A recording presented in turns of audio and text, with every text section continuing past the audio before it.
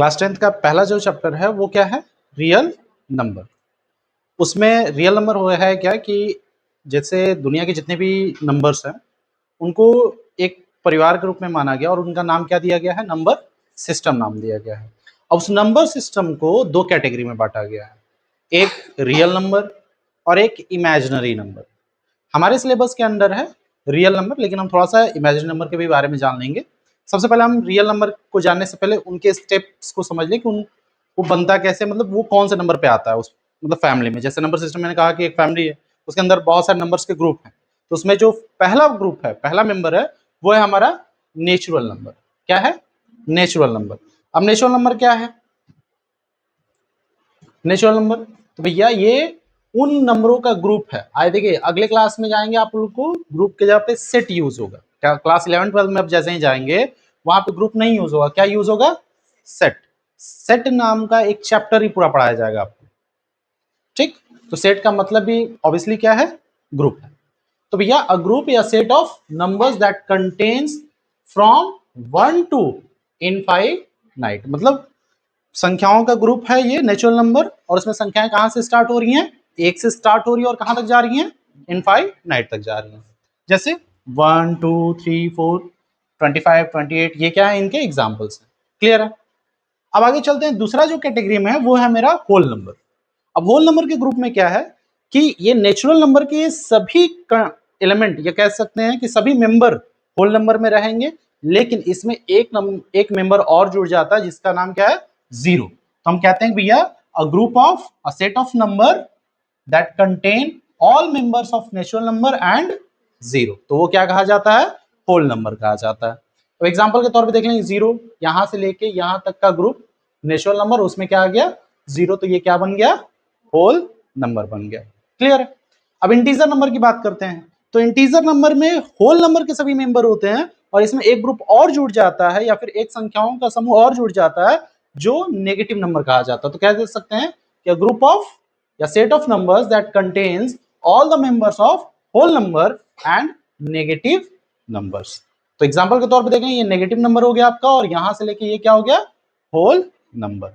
अब ये सभी संख्याएं जो हैं जहां पे भी, अब जैसे आप देख रहे होंगे आप, नेचुरल नंबर है, होल नंबर है, इंटीजर नंबर, अगर तीनों को कंपेयर करेंगे तो ये दोनों के एलिमेंट्स इसमें आ रहे हैं, यानी इन दोनों में जितने भी हमारे मेंबर्स हैं वो किस में आ रहे हैं, इंटीजर में आ रहा है। तो हम यहाँ पे कह सकते हैं कि भैया अगर मैं कहूं कि बेटा अभी आपने तीन ही पढ़ा, अभी आपने क्या पढ़ा, तीन पढ़ा, तो भैया ये अगर मैं कहूं कि भैया 25 क्या है, 25 क्या है, तो आप कहोगे, आप कह सकते हो क्या, नेचुरल नंबर है, कोई कह देगा होल नंबर है, कोई कह देगा इंटीजर नंबर है, कह सकता है। लेकिन कभी भी ऐसा पूछा जाए तो आपको सबसे बड़े टर्म वाले को बताना है जिसके अंदर ये सभी आ सकते हैं।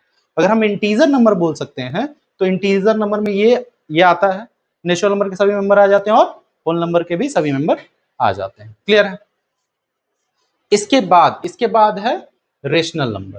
क्या है, रेशनल नंबर कह रहा है a group a set of numbers that can be represented in the form of A upon B. किस फॉर्म में, ए अपॉन बी के फॉर्म में। यहां पे ए अपॉन बी का फॉर्म कहने का मतलब यह है कि यानी हम उन्हें फ्रैक्शन के रूप में रिप्रेजेंट कर सकते थे। यहां तक हमने क्या देखा, यहां तक नॉर्मल नंबर को रिप्रेजेंट किया जाता था, लेकिन इसमें रेशनल नंबर कहने का मतलब यह है कि हम इसे ए अपॉन बी के फॉर्म में यानी फ्रैक्शन के फॉर्म में रिप्रेजेंट कर सकते हैं, लेकिन क्या और क्या कंडीशन दे रहा है कि A and B, A and B क्या है, इंटीजर्स नंबर है। क्या है, इंटीजर नंबर्स। मतलब कि ये ए और बी की जो वैल्यू होगी ना वो कहां से ली जाएगी, यहां से ली जाएगी। और कंडीशन ये भी दे रहा है कि but B not is equal to zero. B not is equal to zero का मतलब जो डेनोमिनेटर है वो जीरो नहीं होगा, ठीक। तो ऐसे नंबर को हम लोग क्या कहेंगे, रेशनल नंबर। अब जैसे एग्जांपल के तौर पे ये टू को हम क्या कहेंगे, यहां पे तो डिनोमिनेटर नहीं दिख रहा है, तो आप अच्छे से जानते हो किसी भी नंबर के नीचे कुछ नहीं होता है तो वन होता है, तो यहाँ पे डिनोमिनेटर ग्रुप में क्या है, वन है, तो ये एक रेशनल नंबर कहा जाएगा। फिर -2/5 ये भी एक रेशनल नंबर कहा जाएगा। 3/5 ये भी एक रेशनल नंबर कहा जाएगा। कहा जाएगा कि नहीं कहा जाएगा, क्लियर है, कोई दिक्कत। अब रेशनल नंबर में अब होता क्या है कि कुछ नंबर ऐसे होते हैं जिनको डेसिमल फ्रैक्शन के फॉर्म में रिप्रेजेंट किया जाता है कि वो रेशनल है कि नहीं। तो कैसे हम जानेंगे? तो the numbers that have terminating or non terminating repeating decimal form are known as rational number. यानी कि हम कहेंगे कि अगर कोई भी नंबर है, अगर उसका डेसिमल फॉर्म टर्मिनेटिंग हुआ, टर्मिनेटिंग किसको कहते हैं तो मैं बता दूं, टर्मिनेटिंग किसको कहेंगे? तो अगर मान लीजिए ये 0.2568 इस तरह का डेसिमल फॉर्म है, अब इसके आगे बात नहीं जा रही है, इतना ही, यही मेरा आंसर हो जा रहा है। तो ऐसे डेसिमल फॉर्म क्या कहे जाते हैं? टर्मिनेटिंग कहे जाते हैं। क्या कहे जाएंगे? टर्मिनेटिंग। अगर वहीं पे बात की जाए, जैसे मैं कह दूं कि बेटा आप 1.5666 ऐसे डॉट डॉट करके आ रहा है, तो ये होंगे नॉन टर्मिनेटिंग। टर्मिनेट का मतलब होता है कि खत्म हो जाना, मतलब एक फिनिट स्पेस पे जाके वो क्या हो जाएंगे? खत्म हो जाएंगे। और नॉन टर्मिनेटिंग का मतलब होता है वो आगे बढ़ते जाएंगे। तो नॉन टर्मिनेटिंग जो है ये दो टाइप का होता है, एक नॉन टर्मिनेटिंग रिपीटिंग होता है और एक नॉन टर्मिनेटिंग नॉन रिपीटिंग होता है। ये कैसा है? ये अपने आप को रिपीट कर रहा है, बार बार कर रहा है ना, आगे 6 ही जा रहा है। तो ये non terminating repeating decimal form है। तो जब कभी भी टर्मिनेटिंग हो या फिर नॉन टर्मिनेटिंग रिपीटिंग फॉर्म आ जाए डेसिमल फॉर्म का, तो वो मेरा क्या होता है? वो मेरा रेशनल नंबर होता है। समझ में आया बात? आया कि नहीं? कोई दिक्कत? अब बात, तो ये बात हो गई हमारी भाई, रेशनल नंबर डेसिमल फॉर्म में कैसे डिफाइन करेंगे, कैसे हम लोग पहचानेंगे। आगे चलते हैं। आगे हमारा इरेशनल नंबर। इरेशनल नंबर क्या है? कह रहा है कि a group, a set of numbers that can be represented in form of A upon B. यानी कि हम उसे ए अपॉन, मतलब नंबरों का ग्रुप होगा जिसे हम ए अपॉन बी के फॉर्म में रिप्रेजेंट कर पाएंगे। लेकिन कंडीशन क्या दे रहा है? Where A and B either not be integer, मतलब दोनों में से कोई एक जो है इंटीजर नहीं होगा, दोनों में से कोई एक इंटीजर नहीं होगा। और बी हमारा यानी कि डेनोमिनेटर वो जीरो भी नहीं होगा। तो होगा क्या? तो A and B can be root over non perfect square of natural number. क्या हो सकता है? ए और बी की वैल्यू जो होगी वो एक नेचुरल नंबर होगी, लेकिन उसके ऊपर क्या रहेगा? रूट ओवर, और वो जो नंबर रहेगा वो एक नॉन परफेक्ट स्क्वायर रहेगा। एग्जाम्पल के तौर पे समझाता हूं, आइए। जैसे मान लीजिए कि मैंने कहा कि पी अपॉन क्यू के फॉर्म में लिख सकते हैं, पहले वो समझाता हूं, ए अपॉन बी के फॉर्म में। तो जैसे मान लीजिए √2 है, ठीक। √2, ये जो 2 है एक नेचुरल नंबर है, क्या ये किसी भी नंबर का स्क्वायर है? नहीं है ना, तो ये नॉन परफेक्ट स्क्वायर हुआ। तो ये क्या हो गया? Irrational number. √2/3 ये भी लिख सकते हैं हम लोग, ये भी एक इरेशनल नंबर है।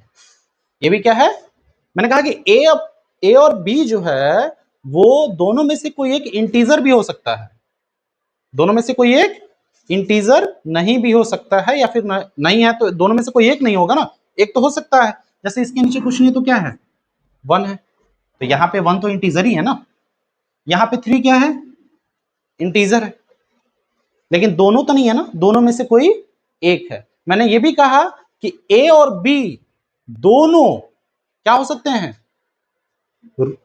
भाई नेचुरल नंबर के क्या रूट ओवर हो सकता है, मतलब किसी भी नेचुरल नंबर का रूट ओवर हो सकता है। जैसे मान लीजिए 5/√6, ये भी क्या है? एक इरेशनल नंबर है।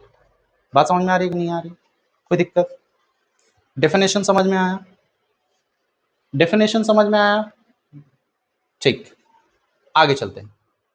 आगे है जैसे एग्जांपल भी दिया है, √2, √3, √5, √8 डॉट डॉट। क्लियर? अगला अभी इसमें क्या है? The numbers that have non terminating and non repeating decimal form. जैसे मान लीजिए नॉन टर्मिनेटिंग नॉन रिपीटिंग क्या होता है?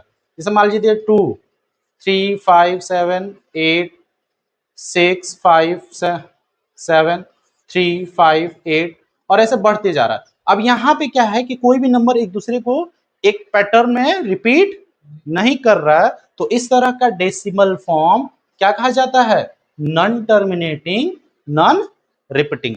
तो जब भी ऐसा डेसिमल फॉर्म होता है जिसमें नॉन टर्मिनेटिंग नॉन रिपीटिंग होता है, वो क्या कहा जाता है? इरेशनल नंबर कहा जाता है। क्या कहा जाता है बेटा? इरेशनल नंबर कहा जाता है। क्लियर है? कोई दिक्कत? अब आते हैं रियल नंबर। रियल नंबर क्या है? तो a group, a set of number that are present in rational number and irrational number both. मतलब कि वो सभी मेंबर जो रेशनल नंबर और इरेशनल नंबर में प्रेजेंट होते हैं, वो किस ग्रुप में आते हैं? रियल नंबर के ग्रुप में आते हैं।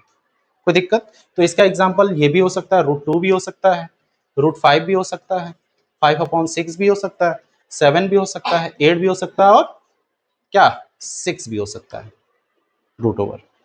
तो अब मैं एक क्वेश्चन पूछूंगा, मैं आपसे पूछूंगा, बताओ बेटा ये क्या है? आप रियल नंबर तक पहुंच चुके हो, तो ये मैं पूछूंगा ये कौन से नंबर का ग्रुप है, मतलब किस ग्रुप का नंबर है? इरेशनल। तो हम रियल नंबर भी बोल सकते हैं, यहां पे हम इसको रियल नंबर भी बोल सकते हैं। क्लियर है? कोई दिक्कत? तो नंबर सिस्टम में जो उनके मेंबर्स थे, ये समझ में आया। मैंने कहा एक और ग्रुप होता है जो आपके सिलेबस में नहीं है, और वो है हमारा इमेजिनरी नंबर। मैं आपसे पूछूं कि ये बताइए कि √5 ये क्या है?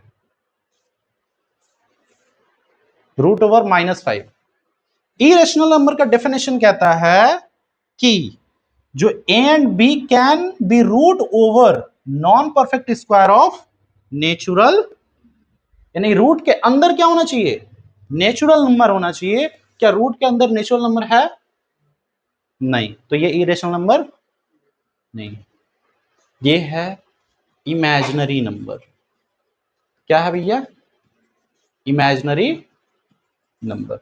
इसको रिप्रेजेंट कैसे किया जा सकता है? तो √5 इंटू √-1 लिखा जाता है, और √/-1 को लिखा जाता है, इंडिकेट किया जाता है आई से, आई फॉर इमेजिनरी नंबर। तो इसको हम लिख सकते हैं √i इंटू √5। कोई दिक्कत? तो इमेजिनरी नंबर पहचानने आ जाएगा।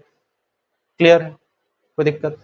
पूरे नंबर सिस्टम को दो कैटेगरी में बांटा गया है, एक रियल नंबर और एक इमेजिनरी नंबर। क्या? अरे कोई भी भाई, √ओवर। हाँ, कोई दिक्कत? आगे चलते हैं। अब देखिए ये जितने भी नंबर सिस्टम है, नंबर सिस्टम में सबसे पहले हम समझ लेते हैं फैक्टर क्या होता है, किसी भी नंबर का फैक्टर क्या होता है, क्योंकि इसका यूज होने वाला है आगे। कह रहा है कि the numbers that divides a given number, जैसे मैंने क्या कह दिया, आपको नंबर दे दिया 8, यहां पे क्या कहा कि the numbers that divides a given number, तो मैंने एक गिवन नंबर दे दिया आपको 8।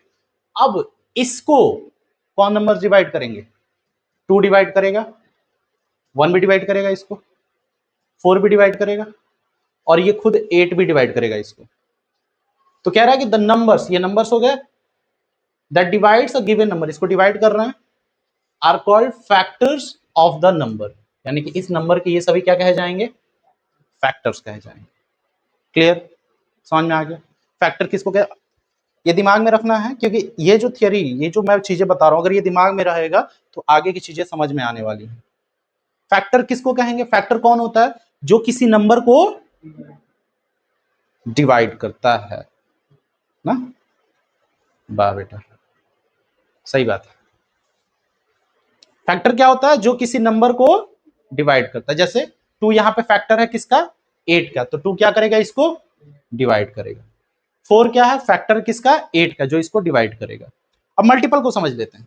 क्या कहते हैं? मल्टीपल। कह रहा है कि multiple of number, the number which are divisible by a given number. जैसे मान लो एक नंबर, जैसे कह रहा है भाई गिवन, तो मैंने ले लिया 16, ठीक। The number which are divisible by a given number, जैसे मान लो भैया कह रहा है कि एक गिवन नंबर मान लीजिए हम 16 दे दिए, अब वो नंबर लिखिए जो डिविजिबल है किसी गिवन नंबर से। तो इससे डिविजिबल कौन है? 32 है 48 है। तो वो नंबर क्या कहे जाते हैं? Multiple of the number.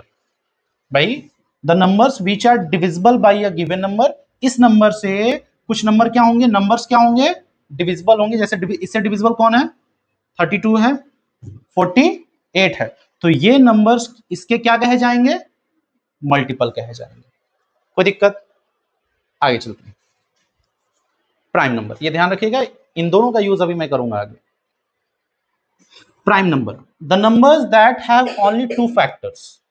अभी मैंने फैक्टर बताया आपको, फैक्टर बताया क्या, कि वो फैक्टर क्या होता है कि किसी नंबर को डिवाइड करता है। अगर कोई नंबर है और वो सिर्फ दो नंबरों से ही डिवाइड होता है, वो सिर्फ और सिर्फ दो नंबरों से ही डिवाइड होता है, तो उसे हम लोग क्या कहेंगे, प्राइम नंबर कहेंगे।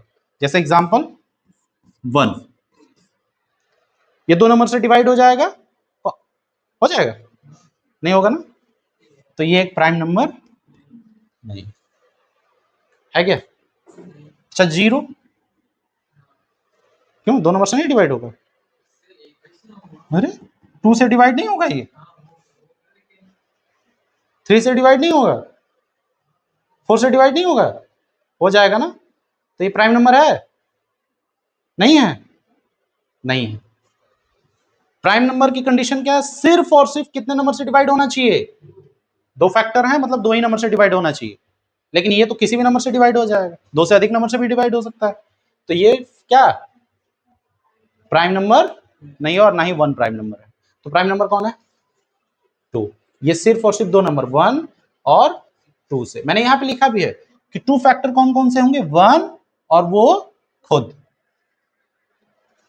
वो खुद होगा और 1 होगा, तो ये वो नंबर्स क्या कहे जाएंगे, प्राइम नंबर्स कहे जाएंगे। अब आता है composite number, the numbers that have more than two factors. यहां पे था कि सिर्फ दो होने चाहिए, लेकिन यहां पे कंडीशन क्या है कि दो से अधिक होने चाहिए, तो वो क्या कहे जाएंगे, कंपोजिट नंबर। जैसे 4 किससे डिविजिबल है, 1 से तो डिविजिबल होगा ही होगा भाई, कोई भी नंबर 1 और खुद से डिविजिबल होता है, तो ये 4 से भी डिविजिबल होगा और इसके अलावा 2 से भी डिविजिबल होगा, होगा, तो यानी कि भाई दो से तो ज्यादा ही फैक्टर बन रहा है ना इसके, तो ये क्या हो जाएगा, कंपोजिट नंबर। क्लियर है? अब अगला coprime number, the pair of numbers, pair of two numbers, pair of two numbers whose HCF is 1। भाई HCF तो आपने पढ़ा ही है पहले से, तो अगर हम दो नंबर ले लें, जैसे मान लीजिए 2 और 3, अगर हम इसका HCF निकालते हैं और HCF इसका क्या आ जाता है 1, तो ये दोनों नंबर क्या कहे जाएंगे, कोप्राइम नंबर्स। क्लियर है? ये ध्यान रखिएगा कि कोई भी फ्रैक्शन जो होता है जब वो अपने सिंपलेस्ट फॉर्म में होता है, तो वो दोनों फ्रैक्शन यानी न्यूमरेटर और डिनोमिनेटर कोप्राइम्स नंबर ही होते हैं। समझ में आया कि नहीं आया? जैसे मान लीजिए कि मैंने लिखा 34/12, तो ये फ्रैक्शन में है, लेकिन मैंने कहा इनके सिंपलेस्ट फॉर्म, तो अगर इसको काटेंगे तो ये 17 हो जाएगा, ये क्या आएगा 16। अब ये नहीं कटेगा, तो भैया 17 और 16 दोनों क्या हैं, कोप्राइम नंबर है। क्लियर? वैसे ही जितने भी हमारे नेचुरल नंबर की बात कर ली जाए, तो नेचुरल नंबर में जितने भी रेगुलर कंसेक्यूटिव नंबर्स हैं, अगर उनमें से दो दो का पेयर बनाया जाए, तो वो सभी नंबर क्या निकलेंगे, कोप्राइम निकलेंगे। एग्जाम्पल के तौर पे अगर कहें, टू के बाद क्या आता है, 3 आता है, दोनों क्या है, कोप्राइम है। 4 के बाद क्या आता है, दोनों क्या है, कोप्राइम नंबर। कोई दिक्कत? समझ में आया कि नहीं है? ठीक, अब आगे आ जाइए। अब देखिए, अभी आपने फैक्टर देखा, कंपोजिट नंबर देखा, इसमें लिखा है कि every composite number can be expressed as a product of primes and this factorisation is unique. मतलब चाहे कोई भी प्राइम कंपोजिट नंबर हो, उन्हें प्राइम नंबर के फैक्ट, उनको क्या कहता है, प्राइम नंबर के फैक्टर के, सॉरी प्रोडक्ट के रूप में लिखा जा सकता है। जैसे मान लीजिए मैं 12 की बात करूं, तो 12 को हम क्या लिख सकते हैं, सिर्फ प्राइम नंबर ही लिखना है, तो 2 लिख सकता हूं, मल्टीप्लाई 2 लिख सकता हूं, मल्टीप्लाई 3 लिख सकता हूं, तो ये सभी जितने भी नंबर आ रहे हैं क्या आ रहे हैं, प्राइम नंबर ही आ रहे हैं। तो अब ऐसा ऐसा मतलब प्राइम फैक्टर्स, ऐसी अरेंजमेंट जैसे जिसमें 2 की संख्या जो है 2 बार हो, और 3 की संख्या एक बार हो, दूसरा और कोई नहीं हो सकता 12 के अलावा। मतलब हर नंबर का जो क्या बोलते हैं प्रोडक्ट होता है प्राइम्स नंबर का, वो क्या होता है यूनिक, मतलब इसके जैसा और कोई नहीं हो सकता। ये अरेंजमेंट नहीं देख सकते, ये इसको हम क्या लेंगे 2 × 3 × 2 भी लिख सकते हैं, नो डाउट। तो इनसे मतलब नहीं है, लेकिन उसमें नंबर जो होंगे प्राइम फैक्टर के 2 सिर्फ 2 ही होगा और 3 सिर्फ एक ही होगा। ऐसा सिर्फ होने वाला कौन सा किस नंबर के प्राइम फैक्टर्स होंगे, सिर्फ 12 के। यानी कि हर नंबर का एक प्राइम फैक्टर क्या होता है, प्राइम फैक्टर का प्रोडक्ट एक यूनिक फेज होता है। क्लियर है, कोई दिक्कत? तो अर्थमेट फंडामेंटल थ्योरम ऑफ अर्थमेटिक समझ में आया क्या कहना चाह रहा है? किसी भी कंपोजिट नंबर का जो फैक्टर्स प्राइम फैक्टर का प्रोडक्ट होता है वो क्या होता है, एक यूनिक फेज होता है। क्लियर है, आगे चलते हैं। अब ये क्या करें, अभी आपने रेशनल नंबर पढ़ा, इरेशनल नंबर पढ़ा, रेशनल नंबर पढ़ा और इरेशनल नंबर पढ़ा। तो भैया देखो, रेशनल नंबर का sum difference multiply, rational number का सम डिफरेंस और मल्टीप्लाई हमेशा रेशनल नंबर आता है। हमेशा क्या आता है, लिखा होगा the sum difference of a rational number and sorry, एक मिनट, ये आप ध्यान नहीं दे रहे हो ना, इसमें क्या है, ये इरेशनल नंबर और रेशनल नंबर का है। मैं बोल रहा हूं अगर रेशनल नंबर और रेशनल नंबर है तो इनका प्लस और माइनस हमेशा क्या आएगा, रेशनल नंबर आएगा।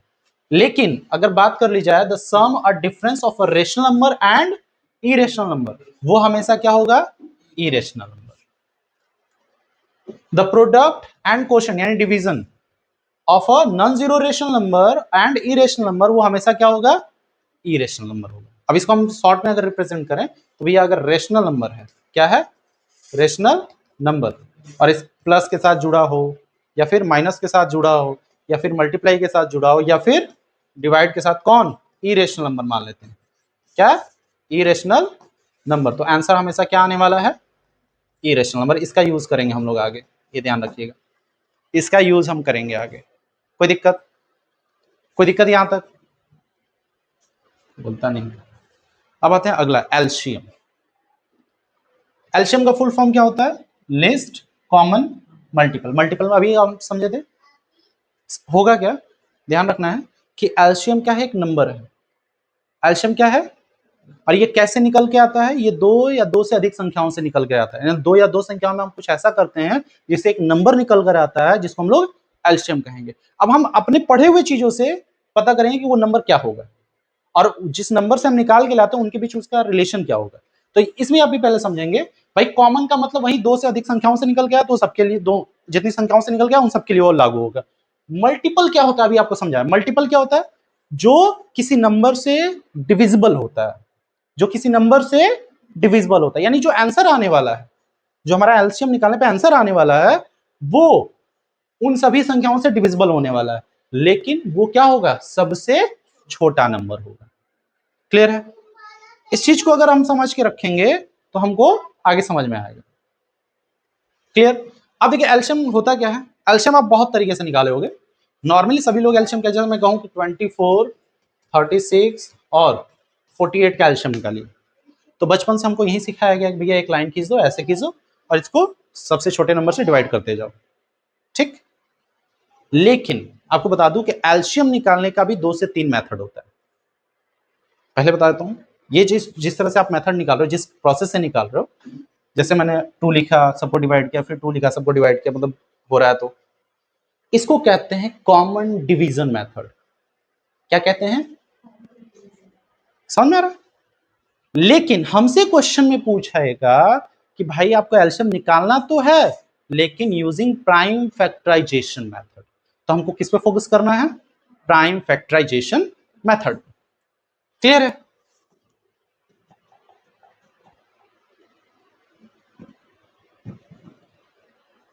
ठीक। तो आइए पहले प्राइम फैक्टराइजेशन मेथड समझते हैं क्या होता है। प्राइम फैक्टराइजेशन मेथड में होता क्या है कि एलसीएम जो होता है, एलसीएम वो किसके इक्वल होता है, तो the product of the greatest power of each prime factor involve in the numbers. Numbers में जितने भी प्राइम फैक्टर्स इन्वॉल्व होंगे तो उनमें जो हाईएस्ट पावरिंग का फैक्टर होगा उन्हीं का क्या किया जाता है, प्रोडक्ट क्या देता है, एलसीएम देता है। चलिए एक हम क्वेश्चन लिख लेते हैं। सर मान लो मैंने कहा 24 और 36, क्या कहा 24 और 36 का क्या निकालिए आप लोग, एलसीएम। तो सबसे पहले हमको क्या करना होगा, 24 का क्या निकालना होगा, प्राइम फैक्टराइजेशन। तो भैया वो रफ पे कर लेंगे, 24 का 2 से 12, 2 से 6, 2 से 3, 3 से 1। तो हम इसको अगर पावर के रूप में लिखे तो क्या लिखेंगे, 2 to power 3 into 3 to power 1। तो लिखेंगे भैया 24 is equal to 2 to power 3 multiply 3 to power 1। Clear है। फिर अगर करें तो 36 का क्या निकल के आएगा, 36 का 2 से 18, 2 से 9, 3 से 3, 3 से 1। तो इसको क्या लिखेंगे, 2 to power 2, 3 to power 2, 2 to power 2 multiply 3 to power 2। अब एलसीएम निकालने के लिए हमको क्या करना होगा, the product of greatest power of each prime factor involve in the numbers. भाई इस नंबर में और इस नंबर में यही प्राइम फैक्टर्स आए हैं। अब इनमें जैसे 2 के पावर क्या है, 2 है, यहाँ पे 2 के पावर क्या है, 2 है, सॉरी 3 है। तो इन दोनों में हाईएस्ट कौन है, तो हमको इसको यूज करना है। तो एलसीएम इज इक्वल टू क्या लिखेंगे, LCM of 24, 36 is equal to 2 to power 3 आएगा मल्टीप्लाई। अब इन दोनों में हाईएस्ट फैक्टर, हाईएस्ट पावर कौन सा है, 3 टू पावर 2। तो यहाँ पे क्या लिखेंगे, 3 टू पावर 2। नंबर क्या आएगा, 2 का मल्टीप्लाई 3 टाइम करेंगे तो क्या आएगा, 8 आएगा। 3 का मल्टीप्लाई 2 टाइम करेंगे तो 9 आएगा। तो 8 9 जा 72। एल्शियम क्या है मेरा, 72 आया। कोई दिक्कत, एक और देख लेते हैं।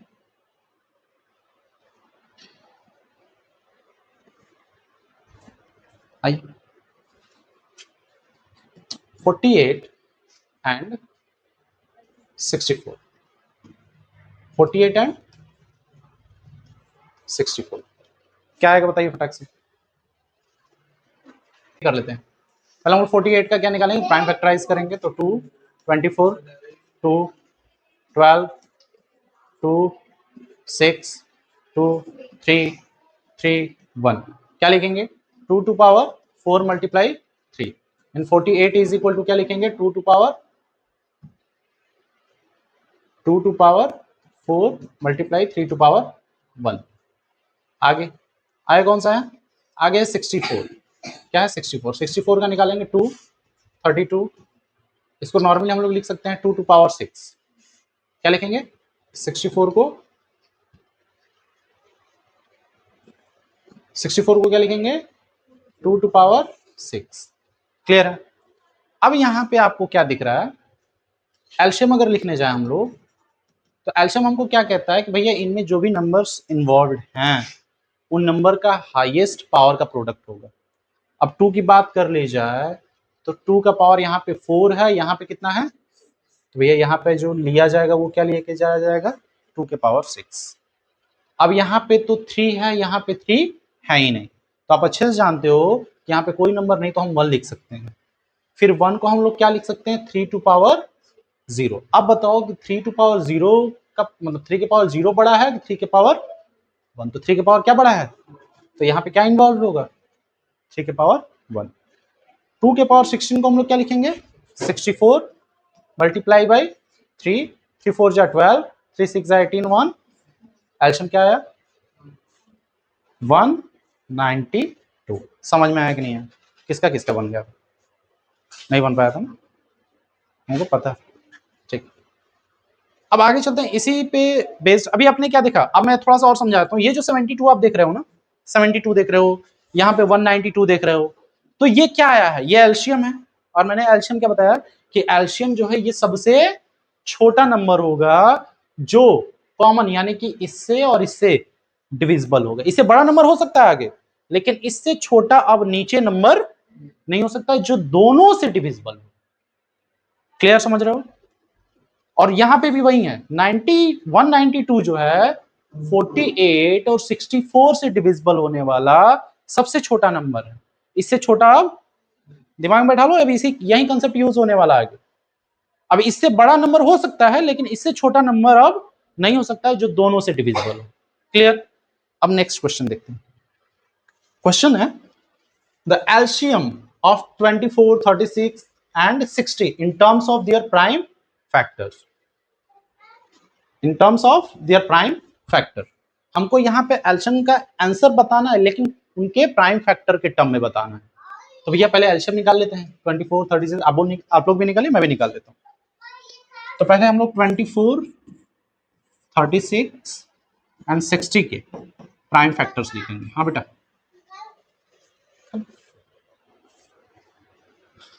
तो भैया 24 को हम लोग क्या लिखेंगे? 2 से 12, 2 से 6, 2 से 3, 3 से 1, क्या है? 2 to power 3 into 3 to power 1 आया क्या है? 36, 2 to power 18, 2 to power 2 to 9, 3 to 3, 3 to 1, यानी इसका क्या है? 2 to power 2 multiply 3 to power 2।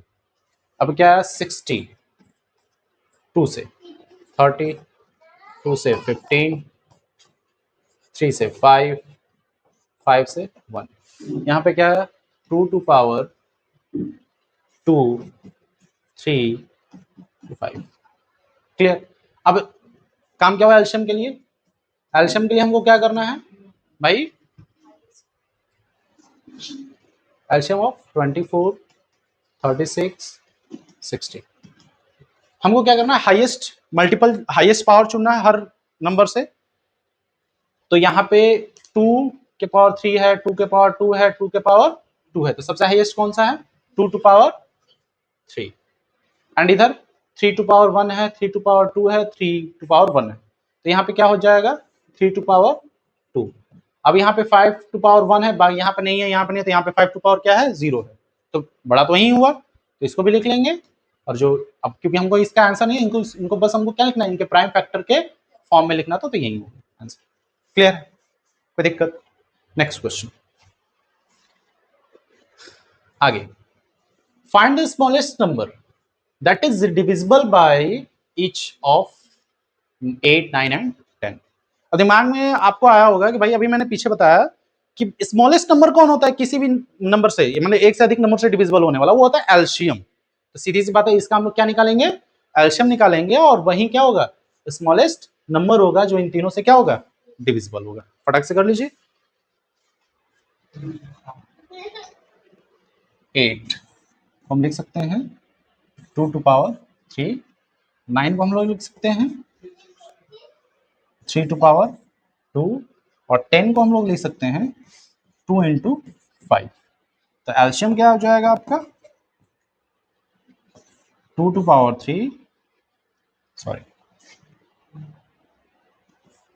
एल्शियम 8, 9, 10 is equal to 2 to power 3 multiply 3 to power 2 multiply 5। 2 to 8, 9 जा 8, 5 जा 40, 360, दैट इज आंसर 360। नहीं भैया, प्रैक्टिस डालिए आप लोग इस मेथड से करने का, ना तो फिर रोएंगे।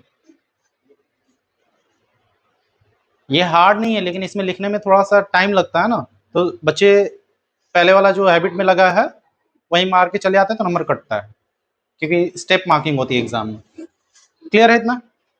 आगे चलते हैं। आगे है find the least number which when divided by 35, 56, 91 leaves the same remainder 7 in each case. अब क्वेश्चन कह रहा है कि हमको एक नंबर बताना है। क्या बताना है? एक सबसे छोटा नंबर। सबसे छोटा नंबर की बात आ जाएगी जो इन सबसे डिविजिबल हो, तो वो तो एलसीएम ही होगा। लेकिन हमको क्या कह रहा है कि डिवाइड होने के बाद हमको रिमाइंडर क्या चाहिए? 7 चाहिए। अब रिमाइंडर अच्छे से जानते हो आप लोग कि कब बचता है? जब डिवीजन होने से एक्स्ट्रा होता है। अब से मैं कहूं कि 5 जो है 2 से अगर हम डिवाइड करेंगे, तो 2 से डिवाइड करने पे यहाँ पे रिमाइंडर क्या आएगा? 1 आएगा, यानी ये 1 एक्स्ट्रा था। अगर ये कम होता तो 2 टाइम में कम कट जाता। हो जाएगा कि नहीं हो जाएगा? या फिर अगर दूसरी बात करें तो हो सकता है कि 1 कम हो, 1 कम हो, तो ये 2 से डिवाइड, अगर 1 इसमें ऐड कर दें तो भी ये 2 से डिविजिबल हो जाएगा। तो इनकेस क्या बन रहा है कि या तो वो कम होगा या तो वो ज्यादा होगा, तभी रिमाइंडर बचेगा। इस केस में ये क्या होना चाहिए, अधिक होना चाहिए, तभी तो रिमाइंडर बचना चाहिए। तो पहले हम लोग क्या करेंगे, इसका क्या निकालेंगे, एलसीएम निकाल लेंगे। एलसीएम निकालने के बाद क्योंकि हमको 7 एज अ क्या चाहिए, रिमाइंडर चाहिए, तो वो जो नंबर आएगा वो तो इन तीनों से क्या होगा, डिविजिबल होगा। और हमको क्योंकि रिमाइंडर चाहिए, जितना रिमाइंडर चाहिए उतना हम उसको बढ़ा देंगे तो उतना रिमाइंडर बच जाएगा।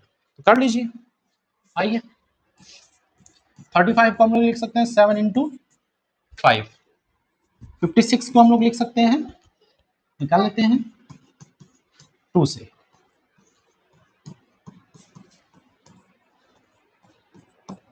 क्या लिखेंगे, 2 टू पावर 3 मल्टीप्लाई 7। एंड 91 को क्या लिख सकते हैं, 13 7 क्या लिख सकते हैं, 91 को 7 इंटू 13। तो एल्शियम क्या निकल के आएगा हमारा, 35 56 एंड 91 इज इक्वल टू, ये 2 टू पावर 3 इसमें हायर मल्टीपल है, सॉरी फैक्टर है, एंड 7 7 7 फिर 5 और फिर 13। क्लियर। अब इसको हम मल्टीप्लाई करने जाए तो ये 2 टू पावर 3 वैल्यू कितनी हो जाएगी, 8 हो जाएगी। 8 5 से कितना हो जाएगा, 40 43 40 यानी 4 3 4 13 4 जा 52 मल्टीप्लाई बाई 7 0 14 36 कितना आया, 3640 3640। ये नंबर है जो इन तीनों से कंप्लीटली डिविजिबल है, लेकिन हमको रिमाइंडर में क्या चाहिए, 7 चाहिए। तो जाहिर सी बात है इसमें 7 क्या करना पड़ेगा, हमको ऐड करना पड़ेगा। 3647 ये आंसर हो जाएगा आपका। जो जब हम इसको इसको सॉरी इससे इससे इससे हम लोग क्या करेंगे, जब इसमें डिवाइड करेंगे तो जो मेरा आंसर आएगा वो रिमाइंडर में क्या आएगा, 7 आएगा। कोई दिक्कत, चल आगे चलते हैं। Next question, HCF highest common factor. अब हाईएस्ट कॉमन फैक्टर, फैक्टर का मतलब क्या समझाया था आपको, फैक्टर का नंबर, फैक्टर का मतलब कुछ संख्याएं होंगी जो किसी एक नंबर से डिविजिबल होंगी।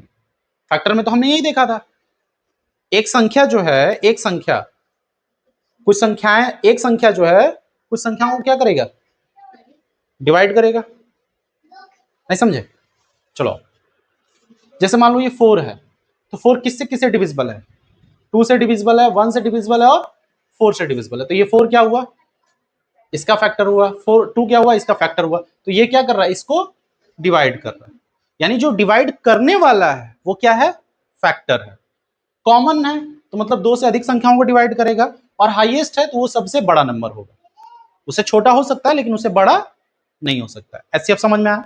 एचसीएफ जो मेरा आंसर आने वाला है वो जिन जिन संख्याओं को निकालने के बाद आएगा वो क्या होगा, वो सबसे बड़ा नंबर होगा जो दिए हुए नंबरों को क्या करेगा, कंप्लीटली डिवाइड करेगा। समझ में आ रहा है, वही मेरा क्या होगा, एचसीएफ होगा, हाईएस्ट कॉमन फैक्टर होगा। अब highest common factor, prime factorisation, ये भी देखिए कॉमन डिवीजन मेथड से भी निकाला जाता है, डिवीजन मेथड से भी निकाला जाता है, और प्राइम फैक्टराइजेशन मेथड से भी निकाला जाता है। तो हम लोग किससे देखेंगे, प्राइम फैक्टराइजेशन मेथड से देखेंगे। और प्राइम फैक्टराइजेशन में एचसीएफ निकालने का मेथड क्या है, the product of the smallest power of each common. मतलब जो भी नंबर हमारे पास होंगे उनका हम पहले प्राइम फैक्टर्स लिखेंगे, और उन सब में जो कॉमन होगा और जो लीस्ट पावर होगा उसी को लिखेंगे, और उसी का प्रोडक्ट क्या होगा, एचसीएफ आएगा। क्लियर। तो हम नंबर एक बार देख लेते हैं। जैसे हमने अभी निकाला 24 और 36 का एल्शियम निकाला, अब एचसीएफ निकाल के देखते हैं। तो 24 को हम लोग क्या लिख पाए थे, 24 को हम लोग क्या लिख पाए थे, 2 multiply sorry 2 raise to power 2, हाँ 2 रेज टू पावर 3 इंटू 3 3। 36 को हम लोग क्या लिख पाए थे, 2 raise to power 2 multiply 3 raise to power 2, ये लिख पाए थे। कोई दिक्कत। अब एचसीएफ क्या कह रहा है, product of the smallest power of each common. तो इसमें भी है, दोनों में कॉमन कौन सा है, 2 कॉमन है। अब इसमें हाईएस्ट सॉरी स्मॉलेस्ट फैक्टर कौन है, 2 टू पावर 2। तो भैया एचसीएफ अगर हम लोग लिखें 24 और 36 का, तो क्या आएगा, 2 टू पावर 2 आएगा। और इसमें क्या आएगा, यहाँ पे 3 टू पावर 2 है, यहाँ पे 3 टू पावर 1 है, तो हमको तो स्मॉलेस्ट वाला लेना है, तो यहाँ पे क्या लेंगे, 3 टू पावर 1। तो क्या आएगा आंसर, 2 टू सा 4, 3 सा 12। कोई दिक्कत, कोई दिक्कत, इतना समझ में आया। अब ये जो नंबर होगा, ये जो नंबर होगा, ये सबसे बड़ा नंबर है। ये क्या, ये सबसे बड़ा नंबर है जो इनको और इनको क्या करेगा, कंप्लीटली डिवाइड कर देगा। इससे छोटा नंबर हो सकता है, जैसे इससे छोटा नंबर क्या, 4 भी इन दोनों को डिवाइड करेगा, 6 भी इन दोनों को डिवाइड करेगा, करेगा। लेकिन इससे बड़ा नंबर इसको डिवाइड नहीं कर पाएगा। दिमाग में इसको भी लॉक कर लीजिए। समझ में आया कि नहीं है, आगे देखते हैं। अब क्या रहा, find the largest number that divides 144 और 198। हमको लार्जेस्ट नंबर यहां बताना है, और जो इन दोनों को क्या करे, डिवाइड कर। तो लार्जेस्ट नंबर वो एचसीएफ ही होता है इन दोनों नंबर का, जो इनको क्या कर पाए, डिवाइड कर पाए। तो निकाल लीजिए फटाक से कॉपी पे। 144,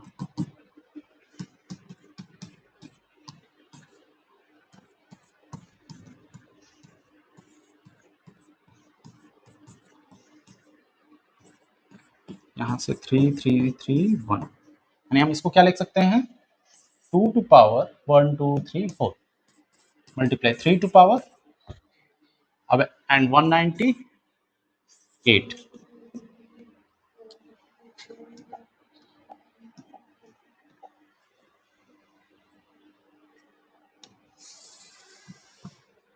ठीक, अब 198 का निकाल लेंगे तो हम लोग क्या आएगा, 198, 2 से ये जाएगा 9 9, 3 से जाएगा 3 3, 3 से जाएगा 11, 11 से जाएगा 1, तो क्या आया, 2 to power 2 into 3 to power 2 into 11।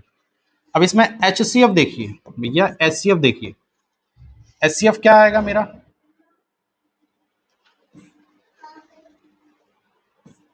HCF 144, 198।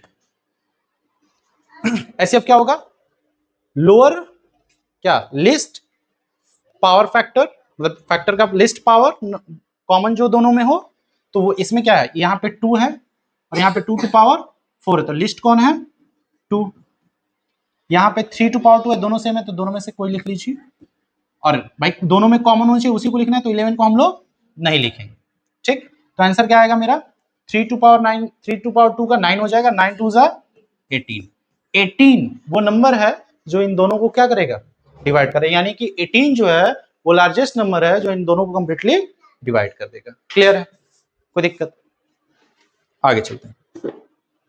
आगे है, find the largest number which divide 438 and 606 leaving remainder 6 in each case.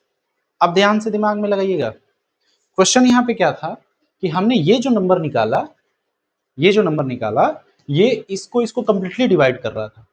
अब हम चाह रहे हैं कि भैया इस हम एक नंबर निकालें, एक नंबर निकालें जो इसको और इसको डिवाइड तो करे लेकिन रिमाइंडर के रूप में क्या दे, 6। अब हम ये मान के चलते हैं कि इसमें से हम 438 में से 6 माइनस कर दिए, क्या आया 432, और 606 में से हमने 6 माइनस कर दिया, तो क्या आया 600। अब जब हम इन दोनों का एचसीएफ निकालेंगे, ध्यान समझिएगा, हम जब इन दोनों का एचसीएफ निकालेंगे, मान लीजिए हम निकाले x, निकल के क्या आया x, जब हम x से इन दोनों में डिवाइड करेंगे, क्या करेंगे, x से दोनों में डिवाइड करेंगे तो क्या करेगा, ये इन दोनों को कंप्लीटली डिवाइड कर देगा। लेकिन हमको क्या चाहिए, रिमाइंडर में 6 चाहिए। तो जो नंबर यहां पे है, अगर हम इसमें 6 ऐड कर देंगे, तो जब इससे हम डिवाइड करेंगे, जब हम इससे डिवाइड करेंगे तो फिर रिमाइंडर 6 बचेगा, और इसमें अगर 6 ऐड कर दिए तो फिर इससे जब डिवाइड करेंगे जो कि कंप्लीटली डिविजिबल था, तो अब यहां पे भी क्या बचेगा, 6 बचेगा, है ना। तो वो नंबर कौन था जिससे डिवाइड करने के बाद 6 रिमाइंडर बचे, वो यही था ना, है कि नहीं। यानी इन दोनों का हमको क्या निकालना पड़ेगा, एचसीएफ निकालना पड़ेगा। निकाल लीजिए 432 और 600, 432 है, इसका अगर प्राइम फैक्टराइज करें हम लोग तो क्या आएगा 216, 2 से 108, 2 से 54, 2 से 27, 3 से 9, 3 से 3 एंड 3 से 1, क्या है 2 टू द पावर क्या है 1 2 3 4 एंड 3 टू द पावर क्या है 3।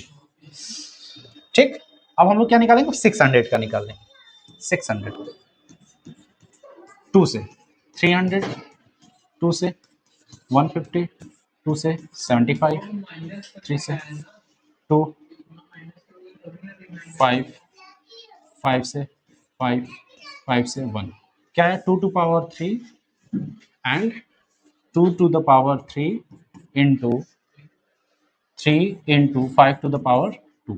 अब एचसीएफ निकालना है तो भैया क्या करना पड़ेगा हमको, list factor, sir list power factor हमको खोजना होगा 432 इन 600। तो देखिए इसमें लिस्ट कौन सा है यहाँ पे 2 टू पावर 3 है, यहाँ पे 2 टू द पावर 4 है, तो 2 टू द पावर 3 होगा यहाँ पे 3 टू द पावर 3 है, यहाँ पे 3 ऐसे, तो यहाँ पे क्या होगा 3 होगा। आंसर करेंगे तो 2 का 3 टाइम मल्टीप्लाई 8, 8 3 था 24। अब 24 जो है वही नंबर है, जब हम इसमें और इसमें डिवाइड करेंगे तो लिस्ट रिमाइंडर क्या आएगा मेरा 6 आएगा। कोई दिक्कत समझ में आएगा नहीं है। आगे find the greatest number which divides 85, 72 leaving remainders 1 and 2 respectively. मतलब वो हमको नंबर निकालना है जिससे हम इसमें अगर डिवाइड करें तो रिमाइंडर मेरा क्या निकल गया 1, जब इसमें हम लोग डिवाइड करें तो वो रिमाइंडर क्या नहीं थे हमको, तो सेम फिगर हम अगर इसमें से 1 माइनस कर दें और इसमें से 2 माइनस कर दें और फिर उसका एचसीएफ निकालें तो वो जो नंबर आएगा, जो हमारे माइनस होने के बाद जो रिजल्ट होंगे, जैसे मैं माइनस कर लेता हूँ 85 में से हम लोग क्या माइनस करेंगे 1, तो क्या आएगा 84 आ जाएगा। 72 में से हम लोग क्या माइनस करेंगे 2, तो क्या आएगा 70 आ जाएगा। ठीक, अब इसका और इसका एचसीएफ जो है वो 14 आएगा। ठीक, अब मैं ये कैसे बता दिया वो भी बताता हूँ।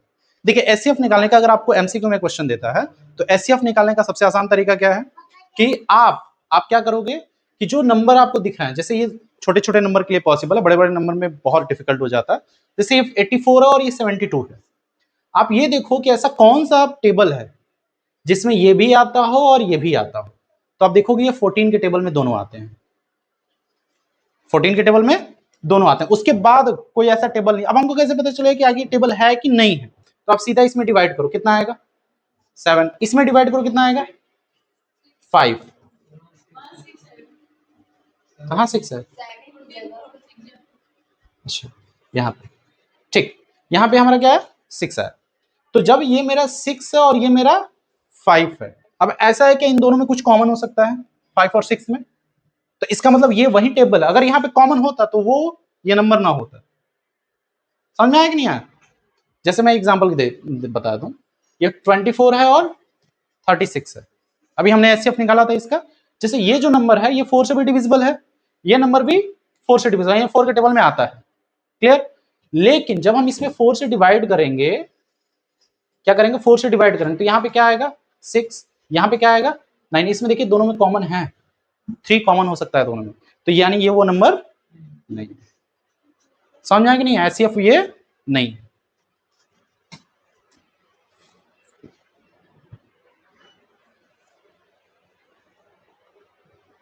तो 14 क्या हुआ एचसीएफ हो गया। अब 14 जब एचसीएफ हुआ तो भैया अब ये क्या करेगा कि ये इसको कंप्लीटली डिवाइड करेगा और ये इसको कंप्लीटली डिवाइड करेगा। अगर हम कोई भी नंबर इसमें ऐड करते हैं तो जैसे ही अब इससे डिवाइड करेंगे तो वही ऐड वाला नंबर क्या बचेगा रिमाइंडर में बचेगा, और जब हम इससे इसमें डिवाइड करेंगे तो वही नंबर हमारा क्या बचेगा रिमाइंडर बचेगा। तो हमने क्या ऐड करना था 1, तभी ना मेरा ये नंबर आएगा, क्योंकि हमको तो इसको डिवाइड कराना है। तो 1 ऐड करेंगे तो 85 आ जाएगा, और 85 से जब हम इससे डिवाइड करेंगे इसमें तो रिमाइंडर क्या आएगा 1 आ जाएगा। यानी कि हमको करना क्या, प्रोसीजर क्या है कि अगर रिमाइंडर की बात करें तो जो रिमाइंडर हमको क्या रहा, पहले उसको माइनस कर लेंगे, ठीक, और फिर जो नंबर आएगा उसका एचसीएफ निकाल देंगे, जो नंबर एचसीएफ आएगा वही वो नंबर होगा बड़ा नंबर, जब हम इसमें डिवाइड करेंगे उससे तो रिमाइंडर हमारा ये देगा। क्लियर है, कोई दिक्कत, बना लेंगे आप लोग, ठीक।